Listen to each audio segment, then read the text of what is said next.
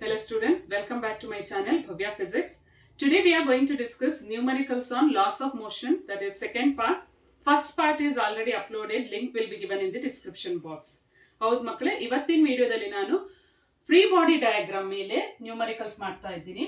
So ಇದು competitive ಎಕ್ಸಾಮ್ಸ್ಗೆ ತುಂಬಾನೇ important ಮಕ್ಕಳೇ.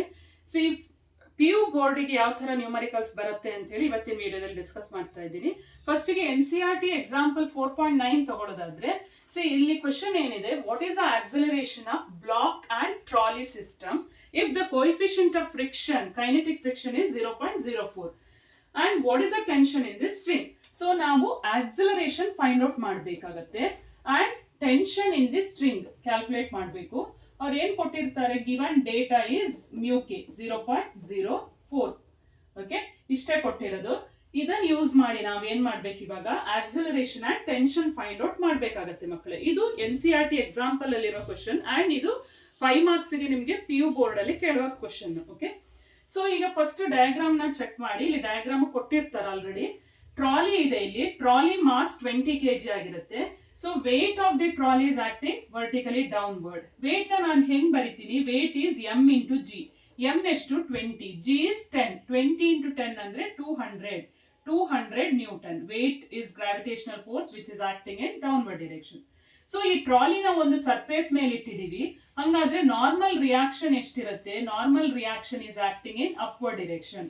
So normal reaction is equal to weight of the trolley. ಎಷ್ಟಾಗುತ್ತೆ normal reaction, 200 newton ಆಗುತ್ತೆ. ಇವಾಗ ಈ ಟ್ರಾಲಿನ ಒಂದು ಸ್ಟ್ರಿಂಗ್ ಗೆ ಕನೆಕ್ಟ್ ಮಾಡಿ, ಆ ಸ್ಟ್ರಿಂಗ್ ಪುಲ್ಲಿಂದ ಪಾಸ್ ಆಗುತ್ತೆ ಅಂಡ್ ಇನ್ನೊಂದು ಎಂಡ್ ನ ಬ್ಲಾಕ್ ಗೆ ಕನೆಕ್ಟ್ ಮಾಡಿರ್ತೀವಿ. Block mass 3 kg. So 3 kg ಇದೆ ಅಂದ್ರೆ ವೇಟ್ ಎಷ್ಟಾಯ್ತು, weight is 3 into 10. See weight ಅಂದ್ರೆ m into g ಅಂತ ಬರಿತೀವಿ. ಸೊ ಇಲ್ಲಿ m 3 kg, g 10. So 30 Newton acting downward direction. So ಮಕ್ಕಳೇ, ಇವಾಗ ಒಂದು ಟೆನ್ಷನ್ ಅಂತ ಒಂದು ಫೋರ್ಸ್ ಸ್ಟಾರ್ಟ್ ಆಗುತ್ತೆ, ಇದರಲ್ಲಿ ಫೋರ್ಸ್ ಡೆವಲಪ್ ಆಗುತ್ತೆ. So tension is nothing but force, internal force developed or restoring force develop on the string. So ನಾನೀಗ ಟ್ರಾಲಿನ ಹಿಂಗ್ ಎಳಿತಾ ಇದ್ದೀನಿ, ಇಲ್ಲಿ ಸ್ಟ್ರಿಂಗ್ ಹಿಂಗ್ ಎಳಿತಾ ಇದೆ ಅಂದಾಗ ಟೆನ್ಷನ್ ಅಪೋಸಿಟ್ ಡೈರೆಕ್ಷನ್ ಅಲ್ಲಿ ಆಕ್ಟ್ ಆಗುತ್ತೆ. ಸಿ ವೇಟ್ ಡೌನ್ವರ್ಡ್ ಡೈರೆಕ್ಷನ್ ಇದೆ ಅಂದ್ರೆ ಈ ಸ್ಟ್ರಿಂಗ್ ಅಲ್ಲಿ ಟೆನ್ಷನ್ ಅಪ್ವರ್ಡ್ ಡೈರೆಕ್ಷನ್ ಅಲ್ಲಿ ಇರುತ್ತೆ ಮಕ್ಕಳೇ. ಅದ್ ನಿಮಗೆ ಗೊತ್ತಿರಬೇಕು, ಈ ತರ ಇರುತ್ತೆ. ಅಂಡ್ ಇಲ್ಲಿ ಟ್ರಾಲಿಯಲ್ಲಿ ಟೆನ್ಷನ್ ಇದನ್ನ ಎಳಿತಾ ಇರೋದು, ಟ್ರಾಲಿನ ಎಳಿತಾ ಇರೋದು tension. So tension is acting in this direction. So trolley ಈ ಕಡೆ ಮೂವ್ ಆಗ್ತಾ ಇರೋದ್ರಿಂದ ಟ್ರಾಲಿ ಮೇಲೆ ಈ ಡೈರೆಕ್ಷನ್ ಅಲ್ಲಿ ಫೋರ್ಸ್ ಬೀಳುತ್ತೆ. So trolley accelerates along this direction. So trolley ಈ ತರ ಆಕ್ಸಿಲರೇಟ್ ಆದಾಗ ಅಲ್ಲಿ ಫ್ರಿಕ್ಷನ್ ಫೋರ್ಸ್ ಅಪೋಸಿಟ್ ಡೈರೆಕ್ಷನ್ ಅಲ್ಲಿ ಆಕ್ಟ್ ಆಗುತ್ತೆ. ಆ ಫ್ರಿಕ್ಷನ್ ಗೆ ಏನಂತೀವಿ, ಕೈನೆಟಿಕ್ ಫ್ರಿಕ್ಷನ್ ಅಂತೀವಿ. ಕೈನೆಟಿಕ್ ಫ್ರಿಕ್ಷನ್ ಹೆಂಗ್ ಕ್ಯಾಲ್ಕುಲೇಟ್ ಮಾಡ್ತೀವಿ, it is mu K into N. So kinetic friction is mu K ಎಷ್ಟು 0.04, ಎನ್ ಎಷ್ಟು 200. therefore 8 ನ್ಯೂಟನ್ಸ್ ಇರುತ್ತೆ. ಕೈನೆಟಿಕ್ ಫ್ರಿಕ್ಷನ್ 8 ನ್ಯೂಟನ್ ಆಗಿರುತ್ತೆ. ಸೊ ಇವಾಗ ನಾವೇನ್ ಮಾಡ್ಬೇಕು, ಫ್ರೀ ಬಾಡಿ ಡಯಾಗ್ರಾಮ್ ಅಂದ್ರೆ ಒಂದೊಂದೇ ಆಬ್ಜೆಕ್ಟ್ ನ ಕನ್ಸಿಡರ್ ಮಾಡ್ಬೇಕು. ಫಸ್ಟ್ ಈಗ ನಾನು ಟ್ರಾಲಿ ತಗೋತೀನಿ. ಟ್ರಾಲಿಯಲ್ಲಿ ಯಾವ್ದೆಲ್ಲ ಫೋರ್ಸ್ ಆಕ್ಟ್ ಆಗ್ತಾ ಇರುತ್ತೆ, one is weight is 200 newton in downward direction. Normal reaction is in upward direction. Normal reaction and weight is balanced.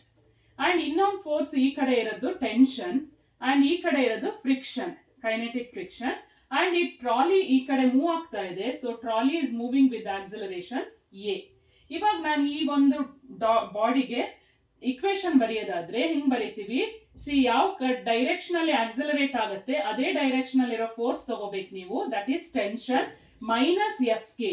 Tension minus F K is equal to, according to Newton's second law, total force is equal to M A. ಈ formula ನೋಡ್ತೀವಿ. Total force ಯಾವ್ದೆಲ್ಲ, T minus F K, horizontal force. Because vertical force balance ಆಗಿರುತ್ತೆ, horizontal force balance ಇಲ್ಲ, F K ಚಿಕ್ಕದಿರುತ್ತೆ. Kinetic friction is smaller than tension. So tension minus T minus F K is equal to total force is M A. M ಎಷ್ಟು ಇಲ್ಲಿ 20 A ಅಂತ ಬರೀತೀನಿ. A ನಾನು calculate ಮಾಡಬೇಕು. So this is equation for trolley. ಇವಾಗ ನಾನು block ತಗೊಂಡ್ರೆ ಇಲ್ಲಿ ಬ್ಲಾಕ್ ಹೆಂಗ್ ಆಗ್ತಾ ಇರುತ್ತೆ, it is vertically downward. So force on the block is acting vertically down. ಒಂದು ವೇಟ್ ಎಷ್ಟಿದೆ 30 ನ್ಯೂಟನ್ ಅಂಡ್ ಟೆನ್ಷನ್ ಸ್ಟ್ರಿಂಗ್ ಅಲ್ಲಿ ಈ ತರ ಇರುತ್ತೆ. There is no horizontal forces. So ಇವಾಗ ಈ ಬ್ಲಾಕ್ ಆಕ್ಸಲರೇಟ್ ಡೌನ್ವರ್ಡ್ ಡೈರೆಕ್ಷನ್ ಆಗ್ತಾ ಇರುತ್ತೆ. Downward direction because gravitational force ಹಿಂಗಿರೋದ್ರಿಂದ ಡೌನ್ವರ್ಡ್ ಡೈರೆಕ್ಷನ್ ಅಲ್ಲಿ ಇದು ಆಕ್ಸಲರೇಟ್ ಆಗುತ್ತೆ. ಈಗ ಇದಕ್ಕೆ ಇಕ್ವೇಶನ್ ಬರೆಯೋದಾದ್ರೆ ನಾವು ಹೆಂಗ್ ಬರೀತೀವಿ, 30 ಮೈನಸ್ ಯಾವ ಡೈರೆಕ್ಷನ್ ಅಲ್ಲಿ ಆಕ್ಸಲರೇಟ್ ಆಗುತ್ತೆ ಅದನ್ನೇ ಫಸ್ಟ್ ತಗೋಬೇಕು ನೀವು. 30 minus T is equal to mass into acceleration MA. M is 3A. So this is equation for block. ಇದೆರಡನ್ನ ಈಗ ಸಾಲ್ವ್ ಮಾಡ್ಬೇಕು. ಇಕ್ವೇಶನ್ ನ ಆಡ್ ಮಾಡ್ತೀನಿ ನಾನು. ಸೊ ಆಡ್ ಮಾಡಿದಾಗ 30 minus T plus T minus FK is equal to 20 plus 3, 23A. 23A. So ಇಲ್ಲಿ t and t cancel ಆಗೋಗುತ್ತೆ. 30 minus FK is 8. So that is 30 minus 8 ಅಂದ್ರೆ 22 is equal to 23A. Therefore acceleration is 22 divided by 23, that is 0.96 meter per second square ಬರುತ್ತೆ. So ಈ acceleration ಅನ್ನು ಯಾವ್ದಾದ್ರು ಒಂದು equation ಅಲ್ಲಿ substitute ಮಾಡಿದ್ರೆ ನಮಗೆ ಟೆನ್ಷನ್ ಸಿಗುತ್ತೆ ಮಕ್ಕಳೇ. Is 30 minus tension T is equal to 3 into acceleration 0.96.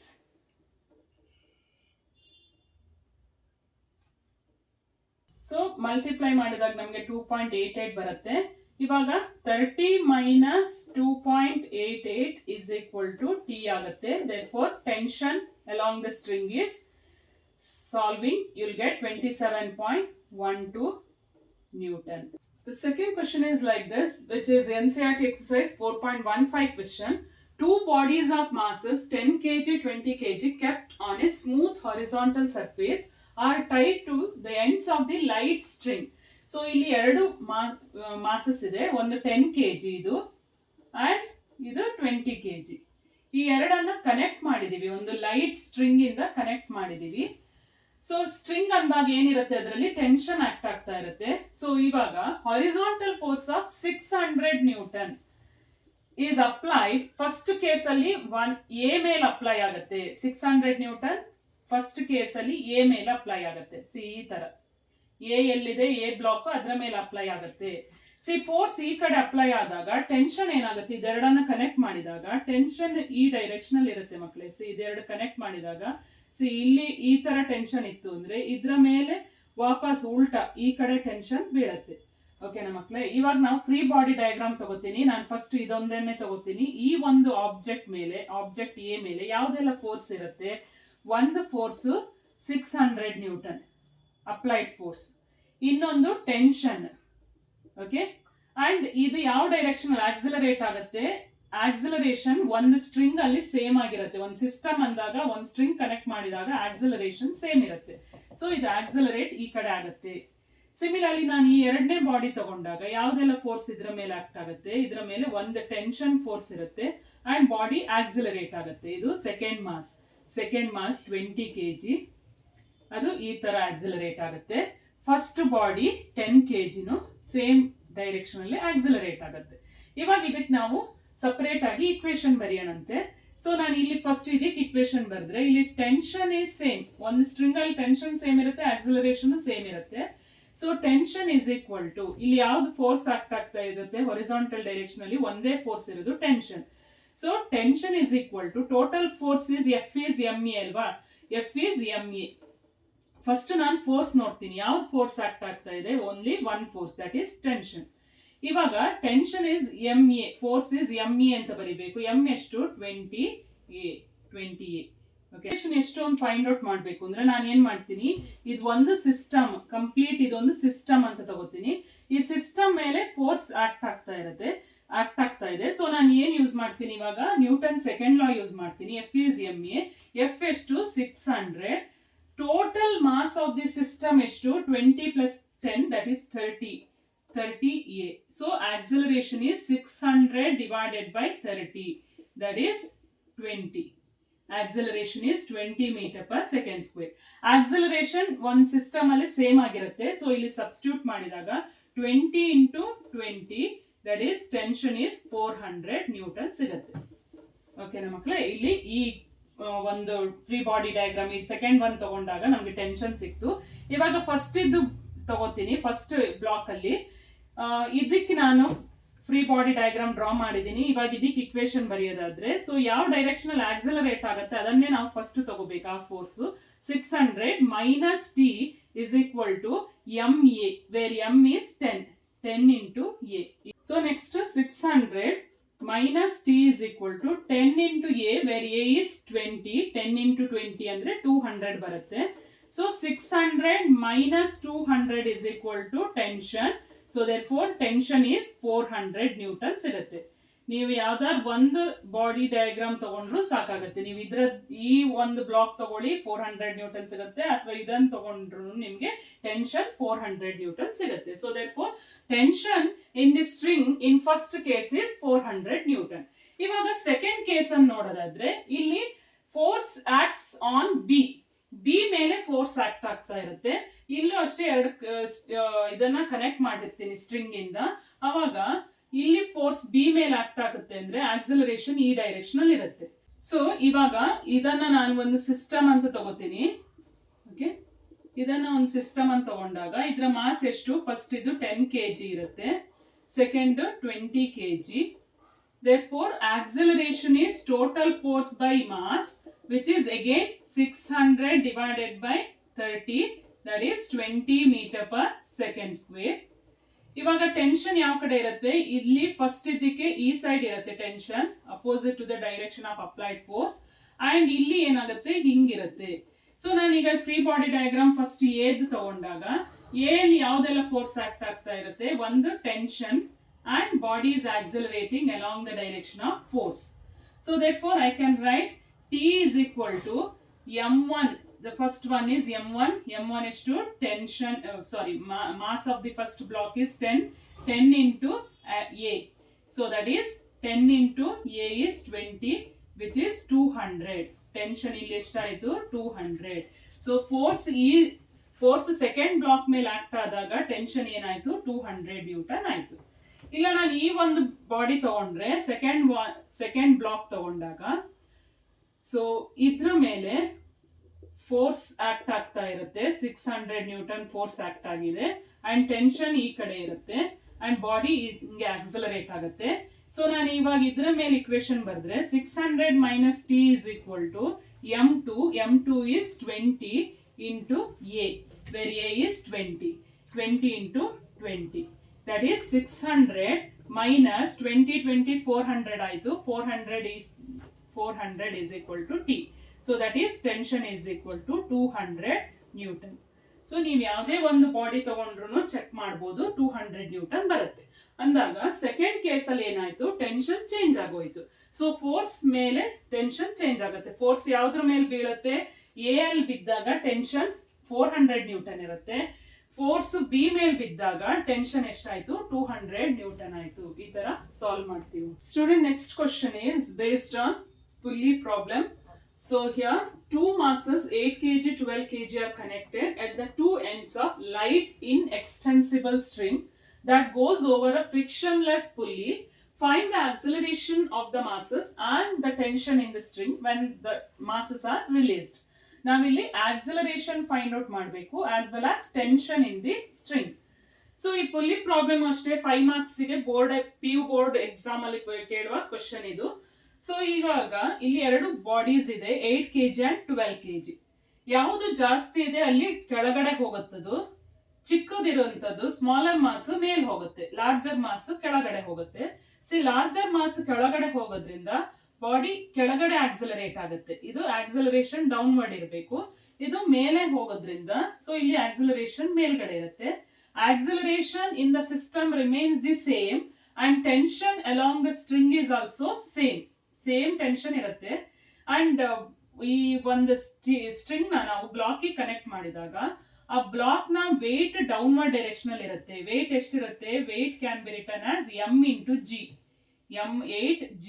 Okay, so ಅದಕ್ಕೋಸ್ಕರ ವೇಟ್ ಡೌನ್ವರ್ಡ್ ಇದ್ದಾಗ ಟೆನ್ಷನ್ ಏನಾಗುತ್ತೆ? ಅಪ್ವರ್ಡ್ ಅಲ್ಲಿ ಆಕ್ಟ್ ಆಗುತ್ತೆ. Tension is acting along the string in upward direction. ಯಾವುದೇ ಒಂದು ಸ್ಟ್ರಿಂಗ್ ಅನ್ನ ಬ್ಲಾಕ್ ಕನೆಕ್ಟ್ ಮಾಡಿದಾಗ ಆ ಬ್ಲಾಕಿನ ವೇಟ್ ಡೌನ್ವರ್ಡ್ ಇರುತ್ತೆ, ಸೊ ಟೆನ್ಷನ್ ಅಪ್ವರ್ಡ್ ಇರುತ್ತೆ. ಸಿಮಿಲರ್ಲಿ ಇಲ್ಲಿನೂ ಅಷ್ಟೇ 12 kg ಇಂದಾಗ ಅದರ ವೇಟ್ ಎಷ್ಟು? 12g ಅಂಡ್ ಟೆನ್ಷನ್ ಅಪ್ವರ್ಡ್ ಇರುತ್ತೆ.